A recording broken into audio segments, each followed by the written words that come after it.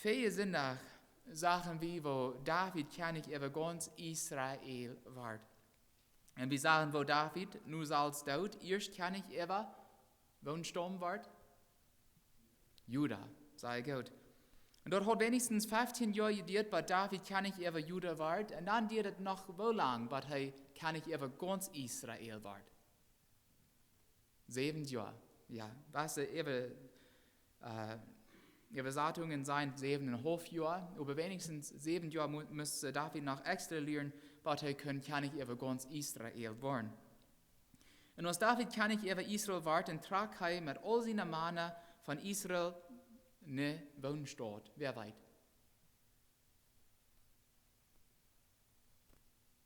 Jerusalem. Jerusalem, willst du damals wohnen zu der Zeit der Jebusiter? Und David und seine Männer, die kriegten gegen die Jebusiter und sie gewannen Jerusalem. Und David mögt Jerusalem zu seiner Hauptstadt, wo er auch wohnen wird. Und er büht die Stadt rundum.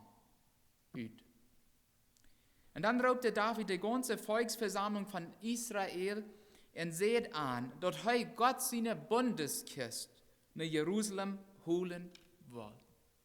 Er will das durchhaben. Woran will David auf in Jerusalem haben? Was glaubt ihr?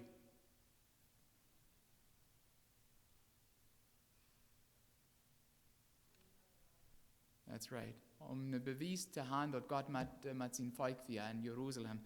Und Gott will, oder David will Gott ganz dicht bei am haben, nicht? Und deswegen will er den Bundeskist in Jerusalem haben. Und das deuten die Israeliten auch. Und wir lesen an 1. Chronik, Kapitel 16, Vers 1. Und als sie Gott seine Kiste brachten, dann sahen sie die an das Zelt, was David für die Reut gemacht hat, und opferten Brandopfer und Dankopfer für Gott. Und dort das hier, wo wir dann Trainer an dem Tag gehen, dann, Vers 7, wo das sagt, an dem Tag leidt David zum ersten Mal von Asaf und seiner Sturmbreite, das Leid dem Herrn zu ihren singen.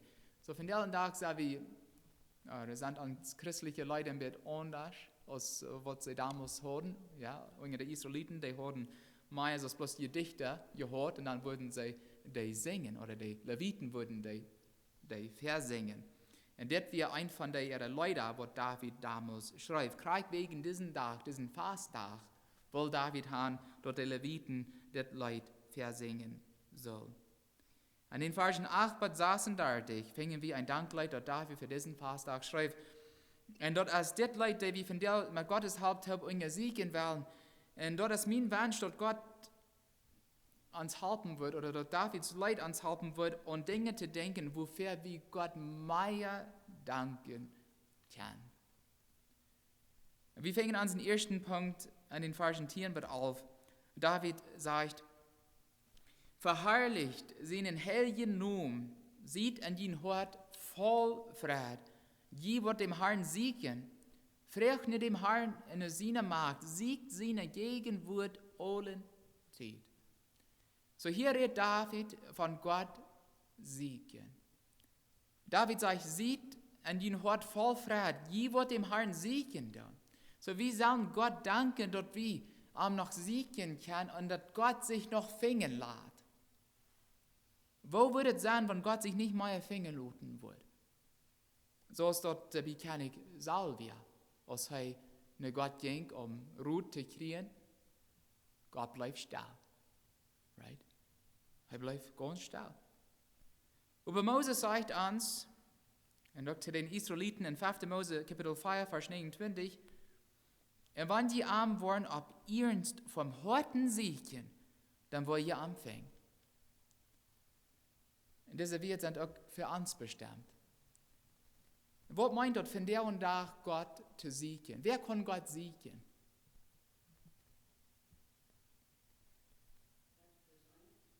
Ja, einem persönlich. Wie kann persönlich Gott siegen?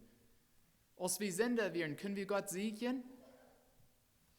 Wir müssten nicht. Ja, um seine Erlösung zu erlangen. Wir müssten nur Gott siegen. Und wir weit noch Gott uns auch rauben und er lässt sich fängen. Und dann als Kinder Gottes Von der aus Kinder Gottes kann wir noch einmal siegen. Wo kann wir von der und Tag noch siegen? Und woran soll wir Gott noch siegen? Wird Lüder. Im Gebet, klar, wir können Gott alle Tag siegen im Gebet. Und er lässt sich fängen. Wonach? Oder woran noch kann wir Gott siegen? Oder woran würde einer noch Gott siegen werden?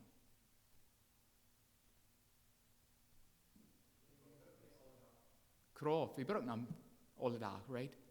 Ja, absolut. So, die Gebete sind so sehr wichtig.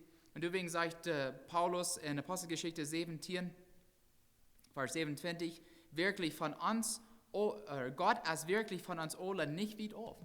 So, Gott ist dich bei uns und er lässt sich fängen. In der Hebräerbuch geschrieben sagt in Kapitel 5, Vers 16, weil wir voll Vertrauen Gnuden trauen gehen, dort wir Mitleid kriegen und Gnut fingen zu der rechten Zeit, wenn uns der Halb nötig fehlen wird, nicht? Uns fehlt halb alle Tag. Also können wir Gott alle Tag siegen und er lässt sich fängen, weil wir Gott dafür danken. Unseren zweiten Punkt finden wir in Vers 15. Denkt immer an seinen Bund mit uns, sagt David. Seine Gesetze gelten 1000 Generationen. Das meint so viel, sein Wort ändert sich nie und sein Bund steht ewig. Und wir sagen Gott danken für den Bund, den er mit uns gemacht hat. Wenn wir die Verse 16 bis 18 lesen, dann ist es uns klar, dass er den Bund gemeint hat, den Gott mit Abraham mögt. Er sagt, so hat Abraham dort Tau gesagt und Isaac dort mit einem Eid bestätigt und von Jakob Fuß verlangt, was ein ewiger Bund mit Israel, und er sagt, die will ich dort Lohn kann angeben, und die dort Taudeilen, dort es dient seinen soll. Und dieser Bund verspricht auch, dass Abraham seine Nachkommen Gottes Volk sein wird. Und Jahr Luther gibt Gott Moses verschiedene Gesetze, die sie halten sollen, zum Beispiel, was sie eten können, was sie nicht eten können, wo sie sich benehmen sollen und so weiter, wovon Opfer, die Gott bringen können und wo sie die Opfer bringen sollen und so weiter.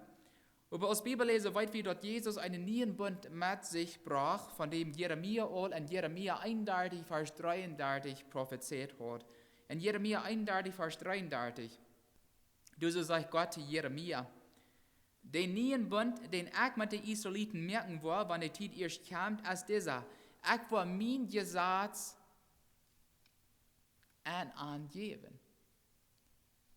Und an dort schreiben. Am Hort schreiben. Und ich will Gott sein und sie wollen mein Volk sein. In Hebräer 9, Vers 13 bis 15 lesen wir, wo Jesus diesen Bund mögt und woran er den auch mögt.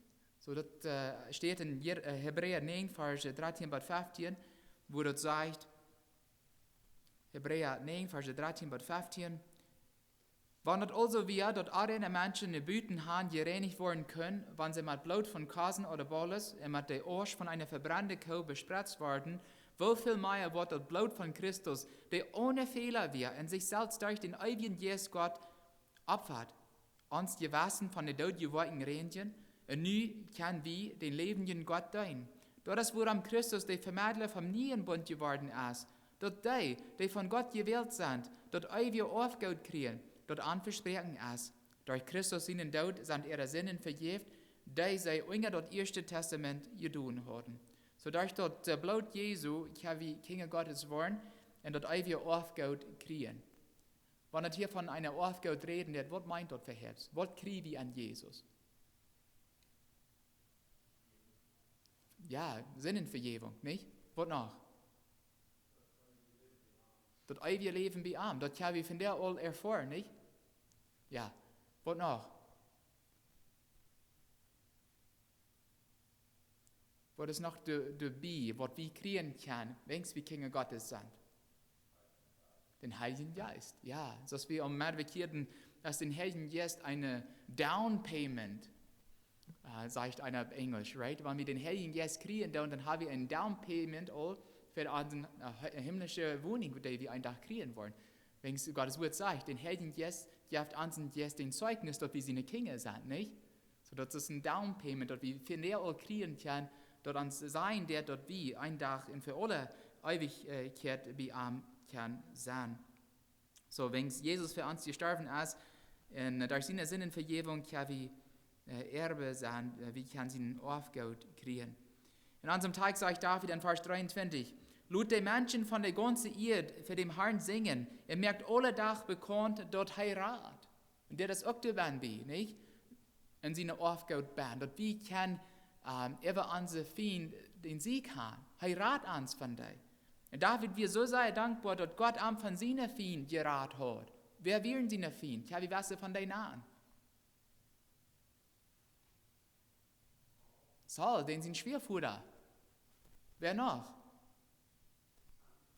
Ja, Absalom, Luther.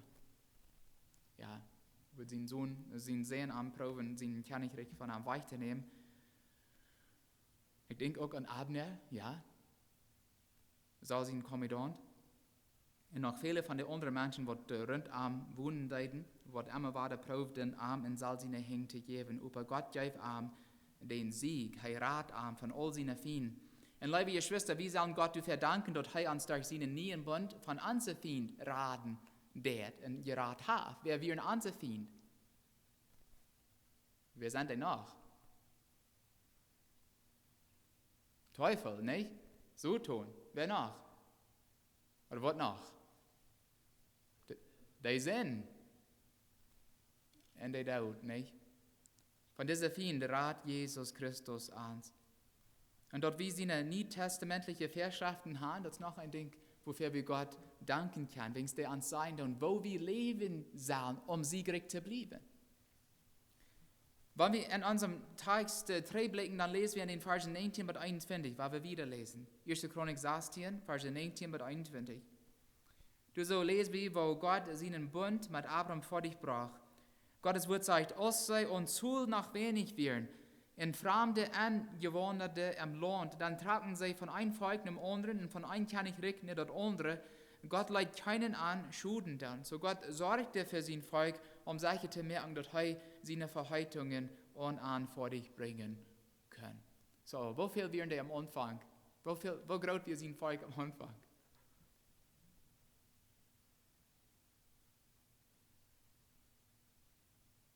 Für ungefähr 100 Jahre wären die wo viel? 2 Menschen, nicht? Für ungefähr 100 Jahre wären die mal 2 Menschen.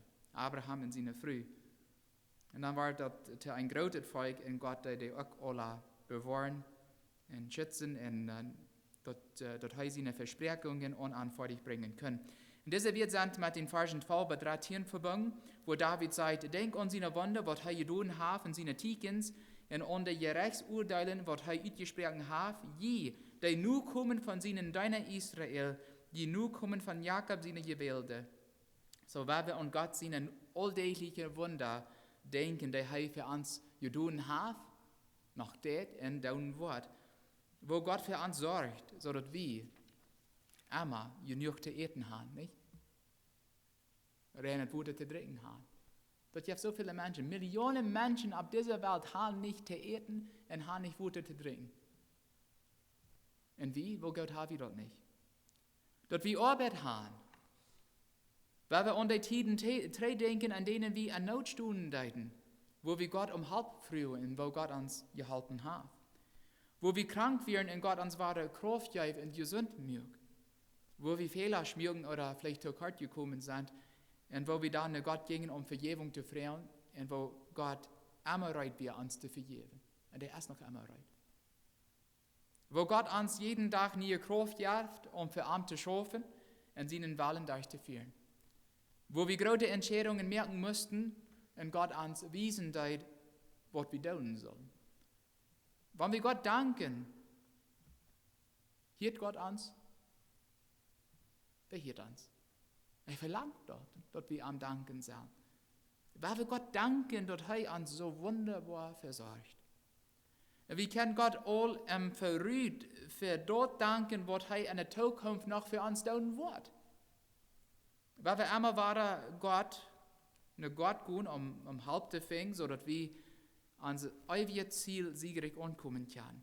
Das ist, was David tut Und wovon wir in Versen 34 und 35 lesen, dann, er sagt, dank dem Herrn, wie es hei als freundlich, und seine Treu hat ihr Leib hielt niemals ab. Der erst von der über die Wort morgen auch sein. Sagt der Arm, rat ans Gott, ans Heiland, und rat ans, und sammel ans ut alle Völker, dort wie die den Herr genommen preisen und die loben. So er redet nu von der Zukunft. Er sagt, dank Gott, für wo Gott uns an der Zukunft halten wird. Du verkehrt Gott von dir all danken. Gott sagt, ich will bei ihnen bleiben. Ich will ihnen niemals verlassen. Und das ist von der Zukunft, nicht? Und wie kann Gott von dir all du verdanken, dass er uns das Versprechen hat. Viertens, wir wollen Gott danken, für wer er ist. Danken ist vielleicht nicht das rechte Wort. Wir danken Gott für was er für uns tut. Und wir loben ihn, für wer er ist. Wir weiten dort David, Gott verken loben deit. Und das auch war in unserem Text zu sein. Und heute, was David an den Versen 24 bis 27 sagt, er sagt, vertalt die Völker, wo herrlich er ist, in alle Völker von seiner Wunder. Wie es der Herr es graut, in sei zu loben, in mei zu fürchten aus alle Jätter. Alle Völker ihre Jätter sind dode Jätter. Der Herr überhaft den Himmel gemerkt. Hohe Pracht es rundum. Von Macht und Fried es seine Wohnung voll. So wenn wir darüber nur denken, wer Gott ist und was seine Eigenschaften sind, wird uns dort immer klarer, wo clean wir sind. Nicht?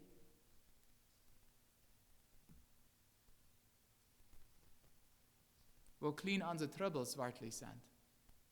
Im Vergleich. Wo schwach wir sind ohne Gott. Wo schwach so tun ist, wenn wir Gott haben. Wo groß Gott ist, wo wunderbar seine Wege für uns sind, wo vollkommen seine Wahlen für uns ist. Ja, wo neidig wir am Herrn, wo haltlos wir ohne am sind. Wo schuldet es, dort nicht mehr Menschen Gott kennen. Wo neidig dort ist, dort wir am mehr loben, als was wir tun. Dort wir Gott in unsere Gebete loben, dort wir am für Menschen preisen und danken, so es David verken. Was glaube ich, liebe Geschwister, wenn wir würden öffentlich Gott so danken und loben, als David verken, würden wir nicht mehr Menschen für Jesus gewinnen können? Manchmal sind wir so privat über was Gott für uns tut. Er tut so viele Dinge für uns und wir hören das für uns selbst. Wir sagen keiner. Und wir hören dann dort nicht, was Gott noch von der und Tag tut. Er tut von der und Tag noch Wunder, liebe Geschwister. Seine Eigenschaften sind kreuz so groß und so prächtig, aus der damals wären. Und er verlangt, dort wie kreuz so öffentlich am vor den Menschen loben und danken, als David damals tut. Wofür mehr Menschen wird Gott durch uns verarmt werden können? Gott zu loben wird für David so wichtig, dass er will haben, dass die ganze Welt Gott loben soll.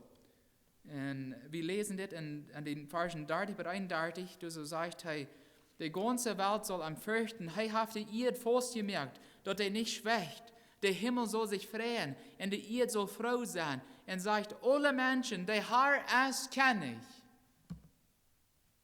Sagt alle Menschen. Die Frau ist, warum wird Gott so wenig von der und Tag gelobt? Wir als Menschen, die Anerkennung suchen, die eigentlich Gott gehört. Die vergessen dort Gott für alles, was er durch uns tut, gelobt und gepriesen worden soll. Der Psalmist sagt in Psalm 72, lobt den Herrn Israel, ihren Gott, der Einzige, der durch Wunder wirken wird. Sein herrlicher Name soll ewig gelobt werden und seine Herrlichkeit soll über die ganze Erde regieren. Paulus schreibt in Römer 11, Vers 36, alles, was ist, kommt von ihm, und ist durch ihn, und ist für ihn. Er soll in alle Ewigkeit dafür geehrt werden. In Offenbarung lesen wir, wo Tausende von Engeln Folgendes über Jesus Christus singen. Kapitel 4, Vers 12. Dort Lohn, dort dort gemerkt, wie es dort wird, Kraft und Reichtum und Weisheit und Gewalt und ihr zu nehmen und gelobt und gedankt zu wollen. Das wird Tausende von Engeln über Jesus Christus singen. Und dann hier Johannes, alles wird am Himmel und auf der Erde und unter der Erde wird ab dort mehr und am mehr gemerkt als sein. Dort ganze Kreatur singen dem Herrn, dem, der auf dem Thron saß und dort Lohn traf, in alle Ewigkeit, alle Dank in ihr, in Herrlichkeit und Gewalt. Und mein Wunsch, liebe Schwester, ist, dort wir wurden mit den Engeln von der, aber auch für alle Ewigkeit, diese scheine Leider singen. Wir weiten, was für ein Leben David hat. Er hat in seinem Leben beispielsweise Momente, wo an dort sei gut ging, sei schön ging, und aber auch sei schwere Zeiten. Und er bleibt Gott dankbar.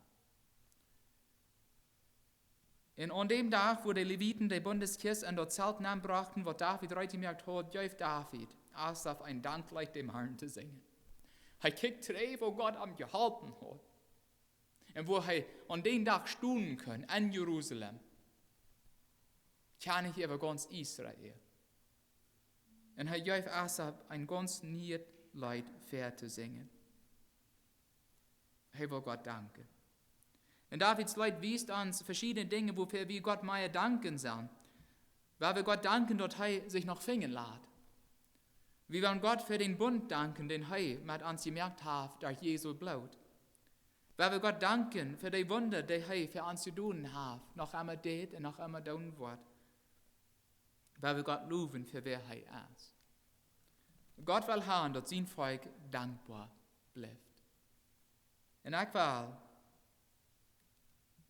diesen Stunden mit den letzten Wort schließen, die wir in Davids Leid fingen. Das sagt, gelobt bist du, Herr, Israel, er Gott, von Ewigkeit bis Ewigkeit, in all dort Volk seht. Amen.